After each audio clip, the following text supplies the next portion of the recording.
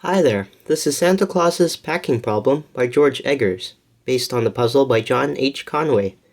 So it appears that you must fit a bunch of presents inside a little box, which is completely true. So a packing problem is basically a bunch of boxes that you fit in another box, but of course there are no squishing, crunching, folding, or disfiguring of any kind, so that this is a perfect packing problem. So let's just look at the presents here. We've got a red 1x1 little piece here. And of course it says luck, but strangely it also says Gluck on it, and I just dropped it. It also says Gluck. There you go. Yes, it's probably another language. We also have a green 1x2x4 present here, and why not? It has pancakes on it. And we also have a blue 2x2x3, and this one happens to say peace, with a little bit of paper war with water, ironically so. Now this is the sleigh, which is very cubic, as you can see, and it's not purely paper. Well, as you can see, it is transparent, and the reason why you can see that is that there are holes in it. So you need some walls, which in this case would be plastic, which came from some kind of packaging. So this is not perfectly paper. There's some plastic involved as well. And also, if all the presents were to go into here, where would Santa sit? Well, of course, right there, which is kind of dangerous, but he's had a lifetime of practice. Now, just for puzzle solving, I have made a separate sleigh, which has no holes in it, making it very strong and sturdy, which is perfect for this demonstration. Now, keep your heads up, I'm going to solve this 3 times, so, yeah. Now, a solution one might try to come up with is by placing the larger pieces first and then putting the smaller ones in. That might seem like a great solution, but unless you know what you're doing, it is not. So here I am trying to be organized and fit pieces in, and already we're at a standstill, as you might say. You can put these little red pieces anywhere, but this is a problem. If you can't place it in without it sticking out, that doesn't count. So instead of randomly doing this forever, it would take a very long time, and YouTube would not allow for a video of that length. So I'm just going to show you the solution 3 times, as I mentioned previously. So I think it would be a great time to say now that I got this template for printing this out, which was remarkably only 1 page. And it came from a website from George Eggers, or by George Eggers. And I'll put it down in the description below, the website that you may find. But for now, I'm just going to solve this here.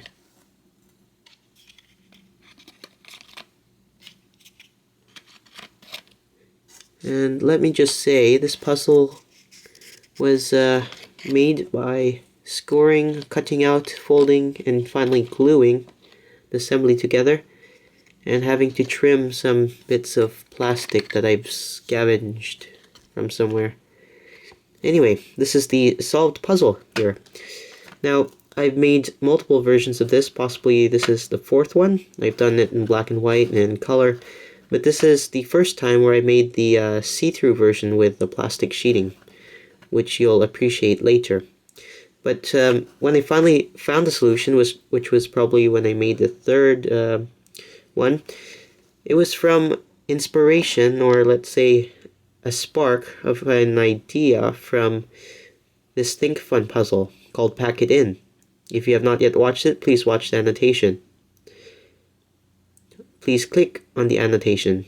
Yes, if you just watch annotation, nothing will happen. You'll just disappear and you'll wonder why I told you to do that. Anyway, I solved it, everything was flush, and I was so happy, and then I was a bit bored. Which is probably what most people feel when they solve something. Because something of this sort, there is no multiple cases that you have to solve, like a Rubik's Cube. So anyway, let's dump this out, and I'm going to show you something that will let you appreciate this much more. Is that it has a symmetry, the two solutions has a symmetry, similar to the pack-it-in puzzle that I begged you to watch previously. So let's just part these aside and topple what I was working on. Alright. This is what it looks like if you try to observe its symmetry.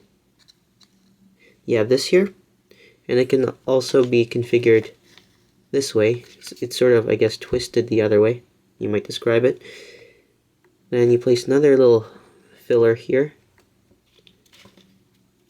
And then you place some of these blue presents, like so. Just like that. Next, you put another present as filler. And then you place these blue presents, just like that. Now it's beginning to look like a knot, or a tangle of some sort, but no, that's not what that is. Place a little piece there, a symmetry.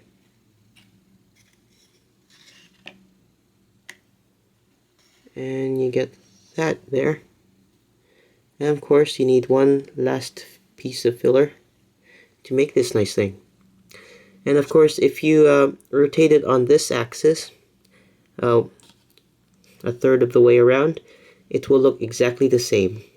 Okay, not really, because this is not perfect, but you understand what I mean. So now for the third solution.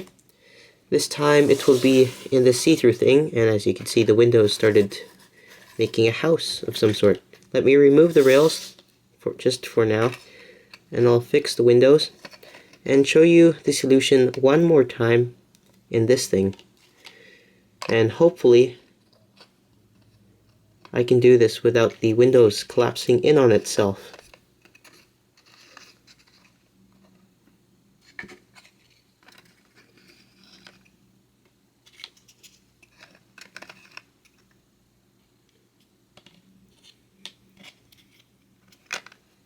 There we go.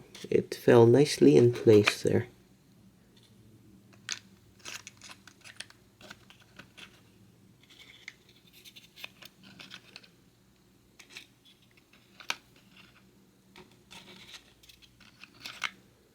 Alright, so I'll turn this here so you can see. Come on, get in there.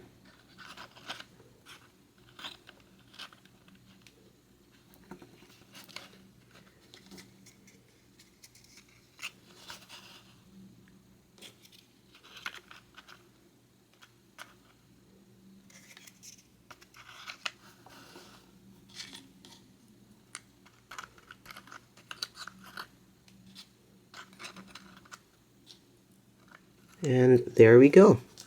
Let's bring the rails back in here. And as you can see, it looks very nice. And when I first solved it, I was very shocked by how nice it looked. So this is now the rank of a display piece, as you can see. A very satisfying paper puzzle here. And hopefully Santa Claus will not have trouble trying to find the present that he has for a special someone. But yeah, this has been Santa Claus's packing problem. Thanks for watching.